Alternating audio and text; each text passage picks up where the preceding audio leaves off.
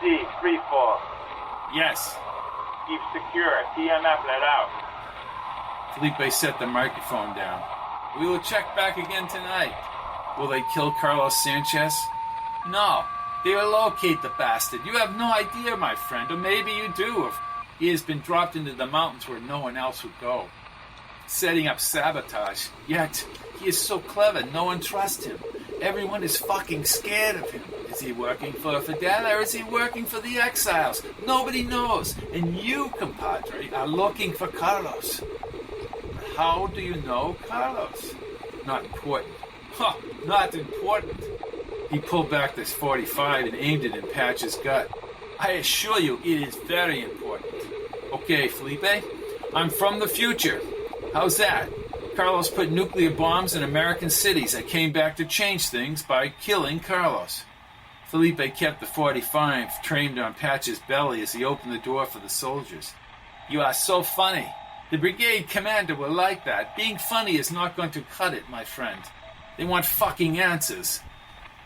Felipe displayed the gun again, but Patch had no answers. He had to think quickly and speak convincingly because Felipe could easily kill him and leave his body in the swamp. I don't remember any invasion. What? This thing has been underway for a long time, compadre. Planned since Eisenhower and Nixon.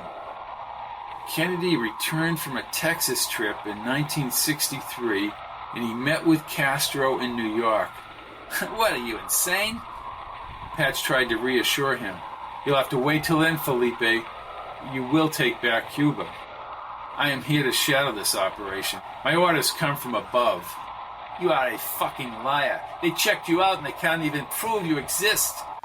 Willis told me that. So don't give me the line about how you're watching us. Nobody knows who the hell you are. They're all scared of you. Let them be scared, said Patch. Can you help me find Carlos?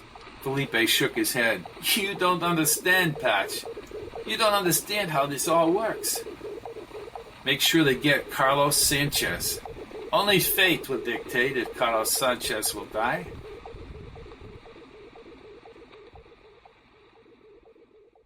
Base X, Grutallo, Guatemala, March 24th, 1961, 9:55 p.m. Patch pushed his nose against the mosquito netting. 3 soldiers stood with rifles positioned against their hips. He recognized the old M1 Garand 30-06. 4 hours had passed since his discussion with Felipe and the mention of Carlos. Patch had gambled on Carlos being in camp. Now they were going to want answers. He heard a jeep round the corner, and Felipe leaped out like a kid leaving his hot rod running at a school dance. The soldiers lifted their rifles straight up. Felipe pushed by them and entered the tent. In the dim light he spoke softly. We are among cutthroats, Patch, and the word is out you are looking for Carlos. Is that the latest news bulletin? You're funny, compadre, like I get bulletins. He lit a Tiparillo and paced in front of Patch. You are a celebrity, compadre. They're scared of you because you have no background. The ghost has them on the run. I admire you, man. You have them. They have questioned you and have found nothing about you. And now you have mentioned you are after Carlos. Carlos must die, Felipe. Felipe's smile fell and his face froze. Gil? Why? He's loyal to Castro. See, I know. And now you have them all nervous about the invasion, man. Let me give you some advice. Tell these men everything they want to know. That is not a threat, senor. You need to tell them because you could be messing up everything they've worked for here. One man fucking everything up. What a distinction. Do you know where Carlos is? No. Fletcher Knight has no information on Carlos. Yet Knight is a natural barrier. He only allows what he wants Ashcombe to hear. Tomorrow morning a contingent of men will arrive in camp. They will find out who you are, believe me. Who is they? I have said too much. I will be silent. You will find out soon enough. Just find out where Carlos is. Ah, said Felipe as he pushed back the netting and left the tent. The guards stepped back in front. Felipe jumped into the jeep. Patch returned to the camp stool as the jeep quickly faded. Having more intelligence officers question him put him in jeopardy. He believed he had already impacted history. Getting involved in these invasion plans or changing the timing of the invasion would surely alter history. He had organized crime, and now the exiles recruited into killing Carlos. Killing Carlos and killing him quickly would destroy the terrorist's future, saving millions. Retrograde loomed, and this invasion indicated a new timeline.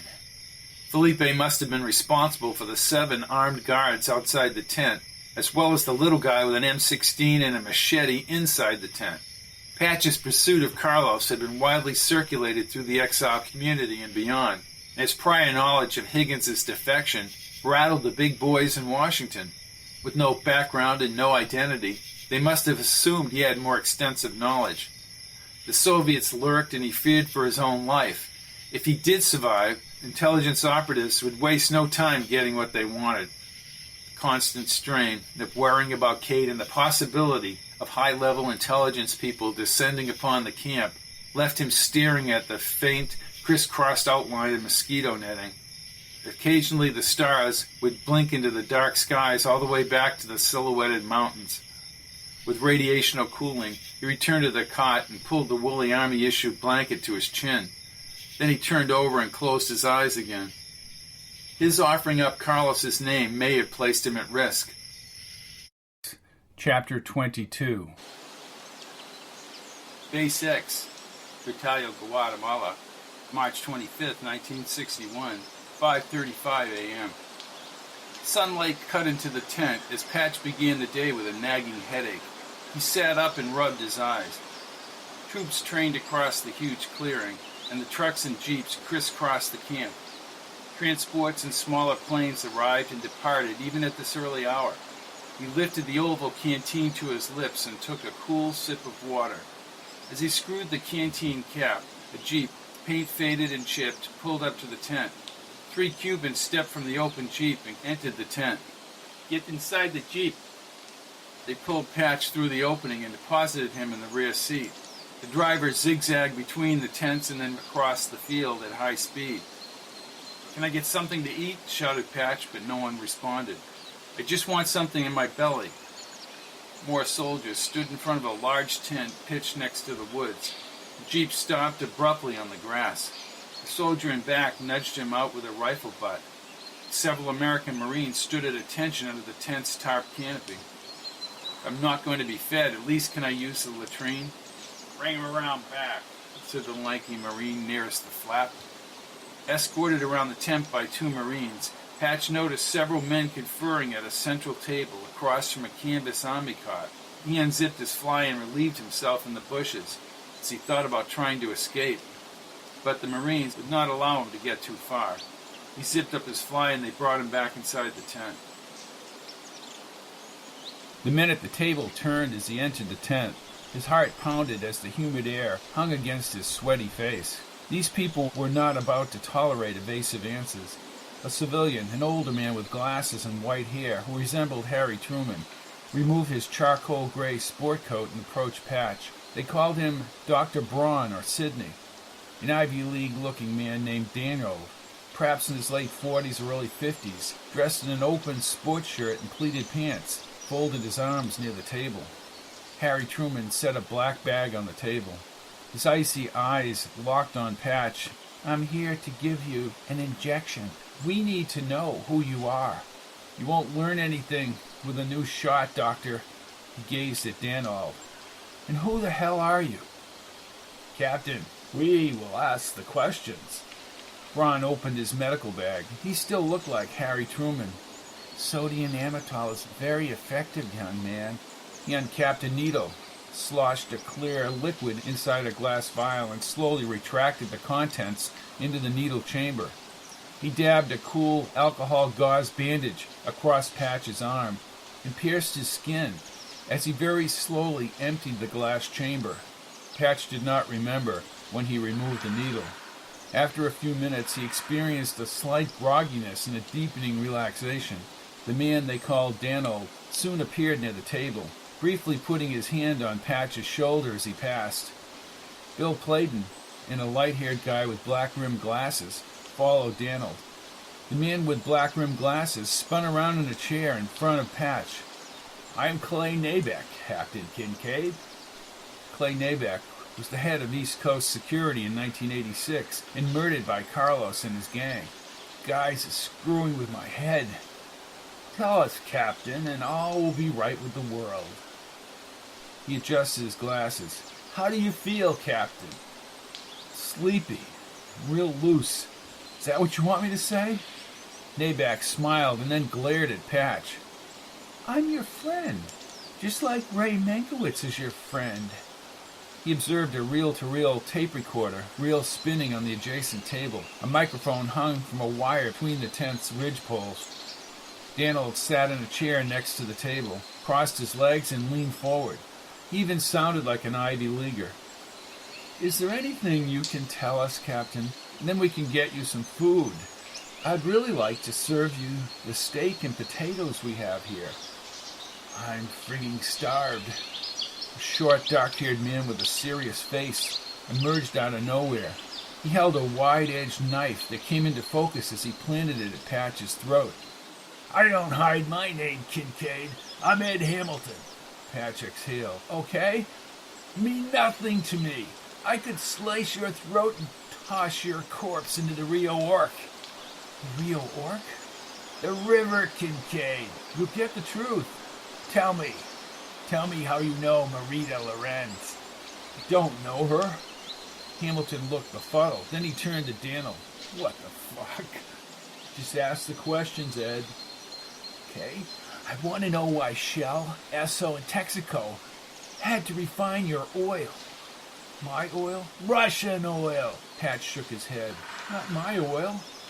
In June of last year, you nationalized the sugar industry. You just took ownership away. Then the banks in September. What gives you communists the right to do that? You wiped out the Tropicana casino, for Christ's sakes. You and your ilk, Kincaid. Look, you little weasel, he said, and he cut Patch's forearm with a knife. Patch stood quickly to hit him, but fell onto the ground. He pulled himself up by gripping the table. He panned the tent, but did not see Hamilton. Danwald stood and moved closer to Patch. Sit down, friend. Tell me about Robert Webster. You met him in the Soviet Union, didn't you, Kincaid? I do not know Robert Webster. Did you ever meet Lee Oswald while you were in Russia? I was not in Russia. I don't know any Oswald. Why did you two come down in 1960, Mr. Kincaid? The Russians brought it down, said Patch, his eyelids heavy. How did they do that, Kincaid? They got information, correct? I have no idea. Daniel's eyes opened wide as he grimaced at Harry Truman. Flying like before should integrate into his system. Clayton squatted next to Daniel. Patch, come on, tell us about Cuba. Cuba, Castro will make peace with Kennedy. Make peace? Shouted Daniel. This is outrageous. What kind of goddamn traitor have we got here?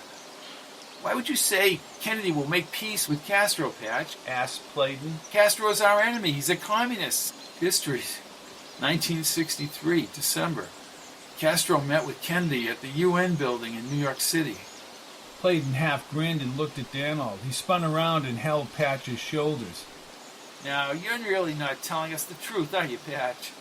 That's what happened, Mr. Clayton. The man with the dark-rimmed glasses materialized. What is his code name, Kincaid? You told Felipe Delgado to kill Carlos Sánchez. Sanchez has worked for Castro, and he's also seems to work against Castro. Which is it? I don't know. Nabeck stood. What's his code name? What's his nickname? This man is a dangle, said the Ivy Leaguer. They want information, for Christ's sakes. How do you know Sanchez? Questioned Clayton. Future. Yes, the future. You were in 1992, right? Asked Nabeck. No. 1986. 1986. It's gone. Gone. He seemed perplexed. What's gone? Tell us what's gone. Told you. I don't have time. No time. Maybe days. Retrograde. Ask Ray.